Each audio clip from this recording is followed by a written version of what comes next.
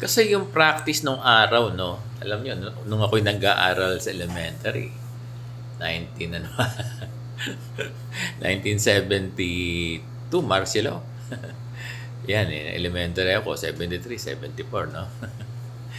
Eh noong araw, yung mga bata dahil single shift lang, di ba?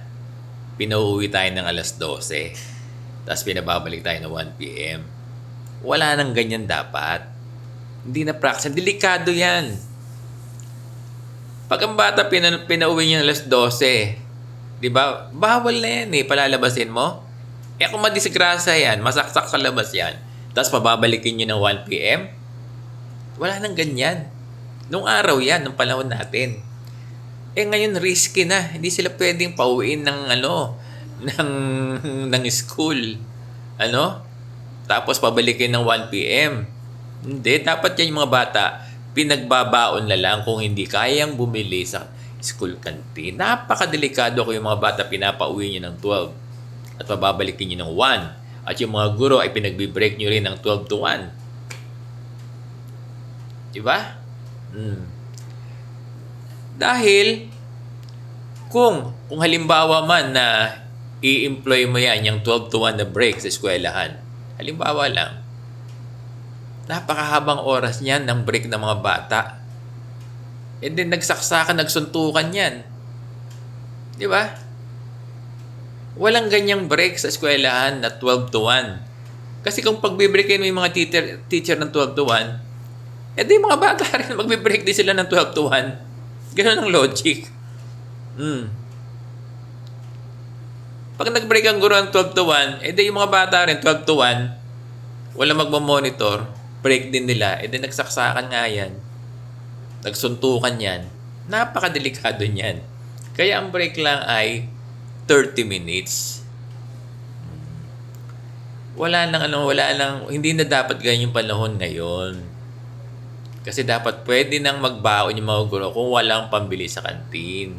Kasi ngayon dapat, ang practice natin ngayon, minsan lang yung entry ng mga bata at minsan lang din yung pag-uwi. Hindi po pwede yung 2 beses papasok. Papasok ng 7 a.m., uuwi ng 12 noon, papasok ng 1 p.m., uuwi ng alas 5. Delikado. Ang bata pag nakapasok ng paaralan, dapat mag-stay na siya sa paaralan. Uuwi lamang siya kapag dismissal na. Yan ang dapat gawin ng mga paaralan sa probinsya.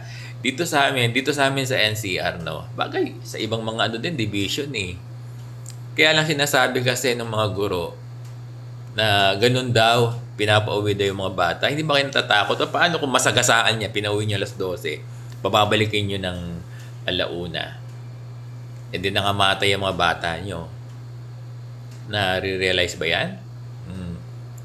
Ang bata kapag pumasok ng alas 7 at ang dismissal nila ay 1:30, dun lamang sila lalabas. Minsan lang yung pagpasok at minsan lang yung uwian. Hindi po pwedeng 2 beses papasok ng paaralan at 2 beses din uuwi ng bahay. Napakadelikado niyan.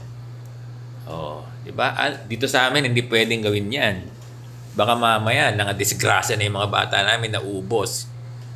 Dahil nagsuntukan, ganyan eh. Biro mo 12 to 1, break ng gurot. Eh siyempre, break din ng bata. Anong gagawin ng mga bata? So, nare-realize ba ng ating mga principal na dapat yung class program ay hindi na old school? Ang linaw dyan sa template ngayon yung single shift ay 7 to 1:30 or 2 p.m. 2:30, uuwi na yung bata, uuwi na rin yung teachers, wala nang balikan.